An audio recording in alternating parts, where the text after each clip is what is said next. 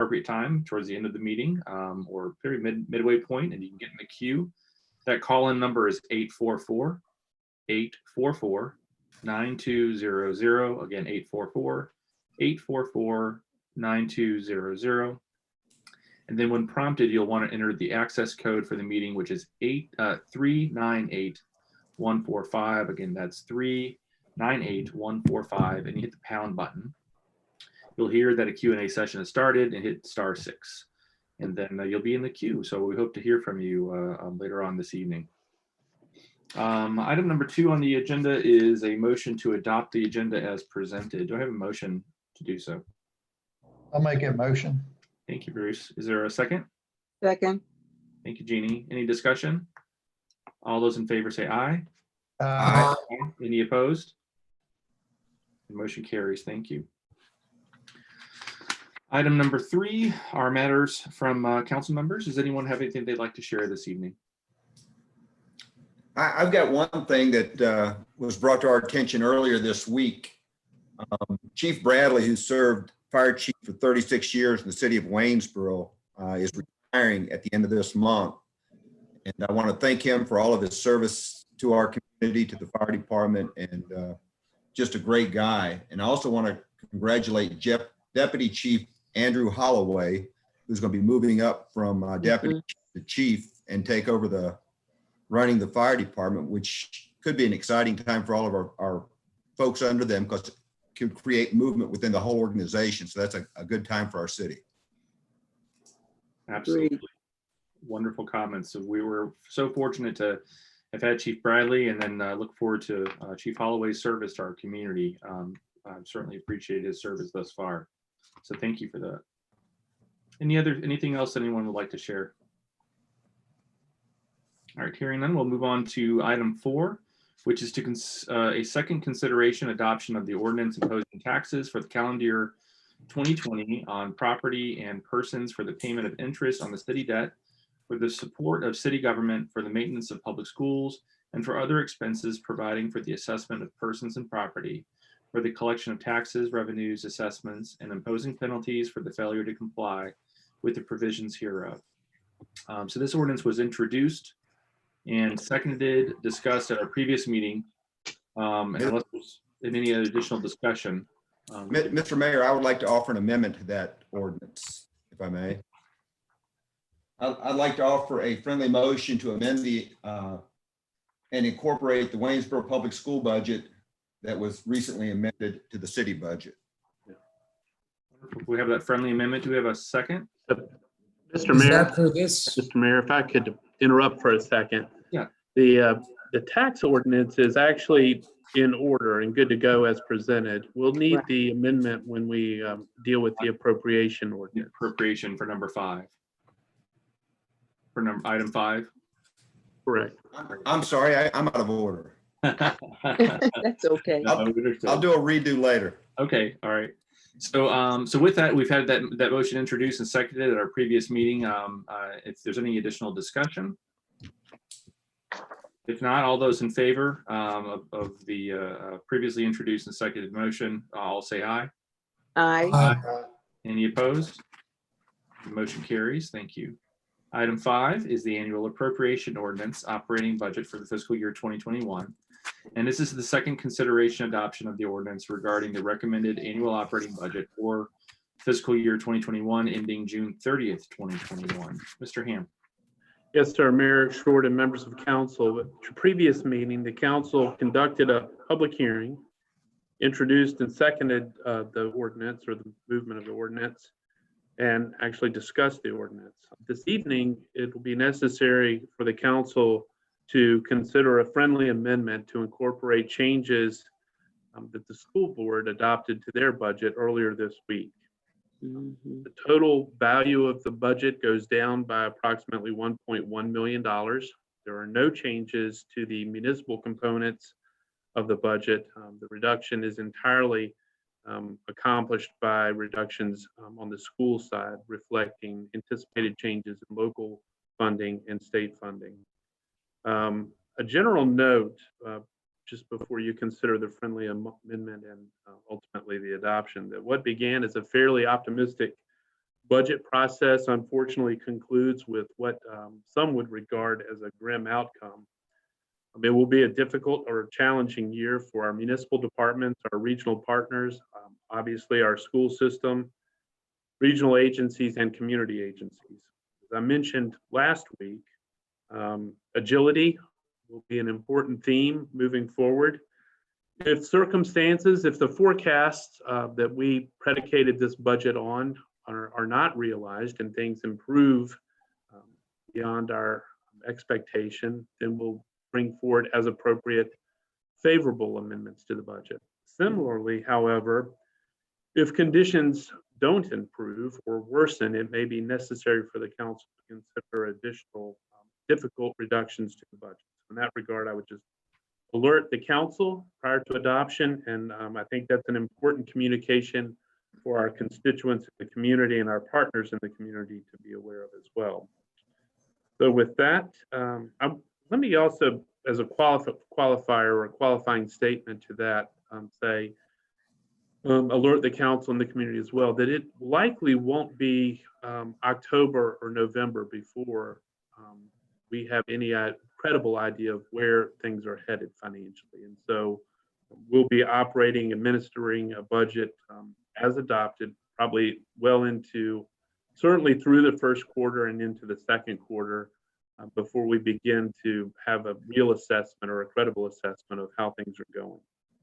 With that, I think it's appropriate for the council to consider the friendly amendment and the ultimate adoption. There'll be 2 votes, consideration of the amendment and then consideration of the amended budget. Great, thank you, Mike. Any questions of Mr. Hamp? So do we have a friendly motion to amend the budget as presented? I do have a friendly motion. Okay. I would like to make a friendly motion to amend to incorporate the Waynesboro Public School budget changes into the city budget. Okay, great, thank you. And so I think Ms. McCutcheon, you introduced it in the previous meeting. So Yes. are you acceptable to that friendly amendment? Acceptable. Okay, thank you. Is there a second? I will make that second. Thank you. Is there any discussion? Okay, hearing none. All those in favor say aye. Aye. Any opposed? The motion carries. Thank you.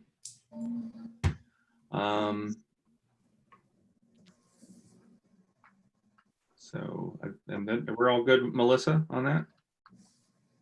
Everything's sounding good? Two steps here, but I think because I had Ms. McCutcheon accept the friendly amendment and then re-seconded it, I think I met the requirements. I just want to make sure. Yeah, we met the requirements. Dr. Hossetter seconded it. Okay, thank you. All right, item 6 is an opportunity to extend appreciation to certain municipal. Don't we have to actually pass the entire budget, Mr. Mayor? Yeah, that's next. Okay, so that was my next. I'm sorry, I thought you're good on the amendment. Now we have to have a motion to. That's the budget. Okay. So with that, let's go to, is there a motion to adopt the ordinance and the budget as amended? I can make that motion. Okay, thank you. Is there a second? Second. Okay, Mr. Allen. Any discussion? All those in favor say aye. Well, Mr. Mayor, I'm sorry. Yes. I was just going to say that review, I think we all have seen that we have had to make significant cutbacks in many of the programs that our citizens have come to appreciate and value, and that it is certainly an unprecedented year, as many of us have said in different settings. I hope that, as Mr. Hamp had alluded, as the details come in this year, we will consider if the budget, or excuse me, if the finances look better than feared, that we can reconsider and reconsider some of the things that we've had to make cuts to. But obviously we have to wait and see what that looks like, or if things are worse than expected, we may have to revisit it. But I want to let citizens know that it is painful to have to look at these numbers and think about the things that we're not going to be able to do this year. And hopefully we can revisit them as appropriate. Thank you, Sam. That's great comment. I would certainly echo that, and would hope that our recovery, not only as a city but as a region and as a country, is swift and safe. So, so we've got a motion and a second. Any additional discussion? All those in favor say aye. Uh, Any opposed? Motion carries. Thank you. All right, item 6 is now an opportunity to extend our appreciation to certain municipal departments and employees. Mr. Ham.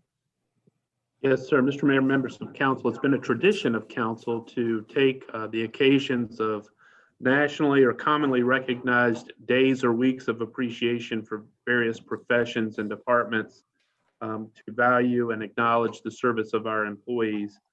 Our meeting schedule has been somewhat disrupted, but this evening gives us an occasion to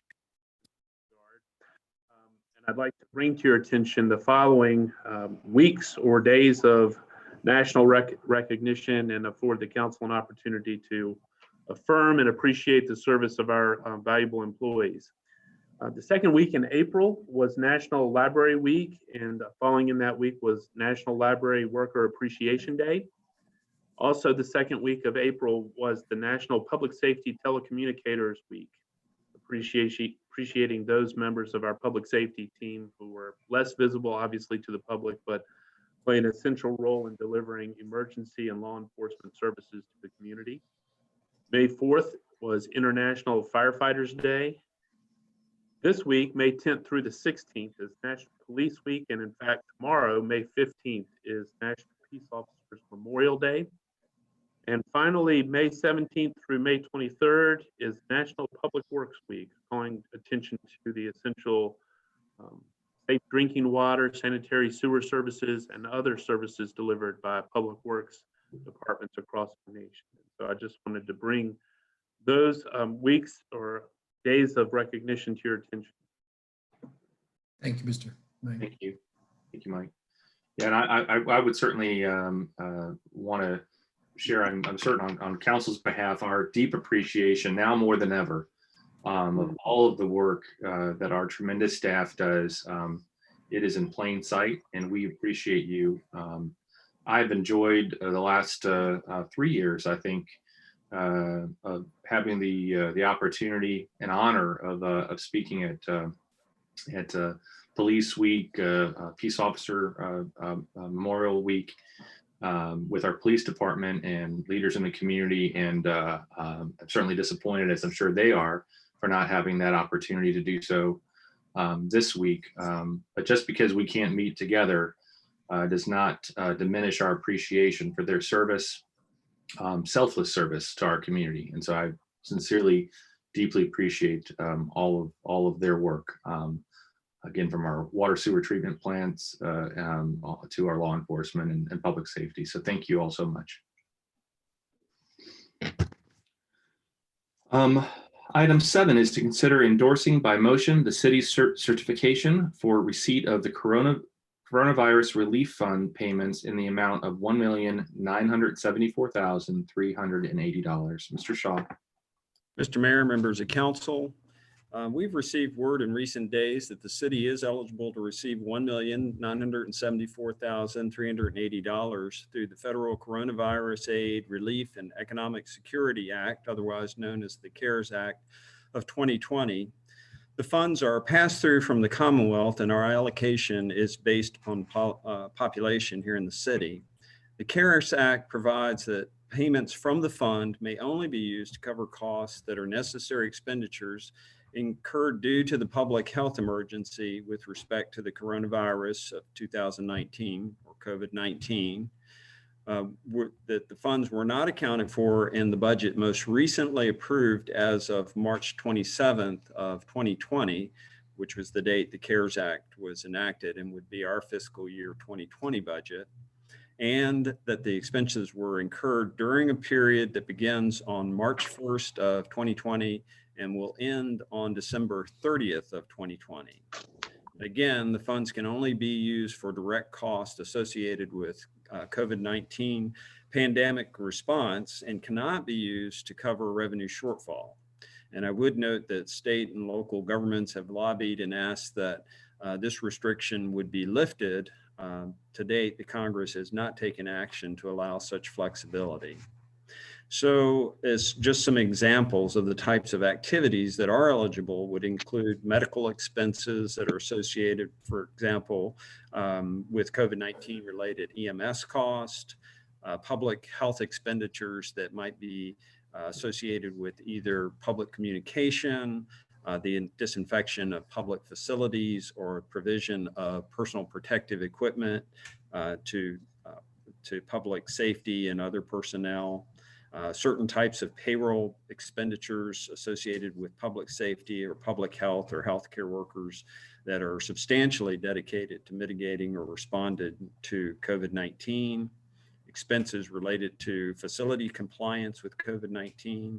And that might include things as diverse as reimbursements for telecommuting expenditures or the engineering solutions that we may have to implement in city facilities, also assistance to special populations, expenditures that are associated with economic support in connection with COVID-19, could be for instance, grants to small businesses affected by COVID-19 and other COVID-19 related expenses reasonably necessary to the function of government that satisfy the fund's eligibility requirements. We are required to transmit certification to the Commonwealth by May 22nd. At that point, the funds would be transferred to us to be held in the interest-bearing account.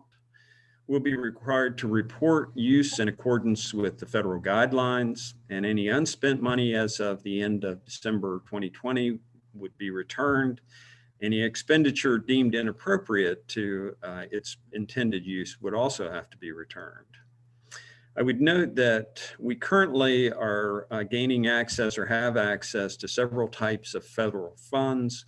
You may be aware that we will receive an additional $114,000 as an entitlement community to help with, again, coronavirus or COVID-19 related expenditures, disaster relief. There are funds that we're tracking that may be submitted to FEMA. There's eligibility for potential competitive grants through the Economic Development Administration. And what we find is that the compliance requirements for the funds can vary somewhat. And in fact, sometimes the requirements and eligibility requirements are conflicting across various funds. So at this point, this is an entirely new program. The other programs we're more familiar with and have a better understanding of their requirements. So we are digesting the requirements, and we're trying to essentially catalog different types of expenditures according to eligibility under the federal funds. I would simply state with this one that the funds were originally to be intended for populations, cities that is, with populations greater than 500,000. However, the federal government allowed that the states could reallocate their portions to local governments, and that's being done in the Commonwealth. So as we look at the eligibility of some of the funds, they are more specific to state agencies or roles typically administered and handled by the state. We're beginning discussions with other local government leaders. In fact, we have a meeting in the morning with some of our counterparts in the region to begin to talk about ideas that other local governments have in regard to the legitimate and most useful purposes for these funds. I'm glad to answer any questions that the council may have, but this evening, the council will need to, by a verbal resolution, pass a motion to authorize the city, 1, to accept the coronavirus relief fund payments, 2, to agree to the terms and conditions relating to the coronavirus relief fund payments, and finally, to authorize the execution of the certification for receipt of the Virus Relief Fund payments by all required parties on behalf of the city. That would be the mayor, the city manager, and the finance director. Great, thank you. Any questions for Jim? Okay. Hearing none, is there a motion to endorse the certification? I'll make that motion. Thank Go you. ahead. Is there a second? Jeannie, Okay, thank you, Jeannie. Any discussion? All those in favor say aye. Aye. Aye. Any opposed? Motion carries. Thank you. Mr. Shaw, I'm sure you'll keep us updated on the developments of what ideas you have.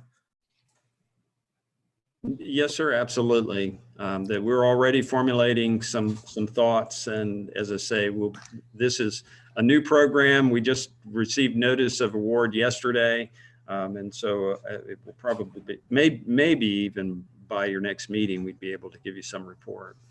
Great, thank you. I actually had a text from the mayor of another city last night and said, "What are you guys going to spend your $1.9 million?" So next is communication, correspondence, and calendar. Mr. Hamp. I don't have anything this evening, sir. Okay, thank you. Number 9 is citizen comment period. Do we have anyone on the call?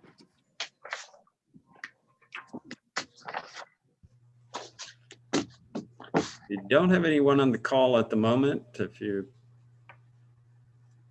want to give it a second. No written comments this evening? No, sir. Okay.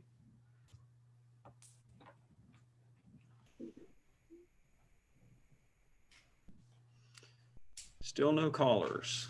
Okay. Well, with that, we have arrived to item number 10, which is a motion to adjourn. Do I have that motion? so I'll make that moved. motion. Okay, thank you. Jeannie, is there a second? Second. All right, I'll give to Bobby, right? I'll give you the second, Bobby. Okay. Any discussion? All those in favor say aye. Aye. Aye. Any opposed? All right, the motion carries. Thank you all. We are adjourned. Good night. Thank you. Thank you. Good night. Good night. Good night. Night.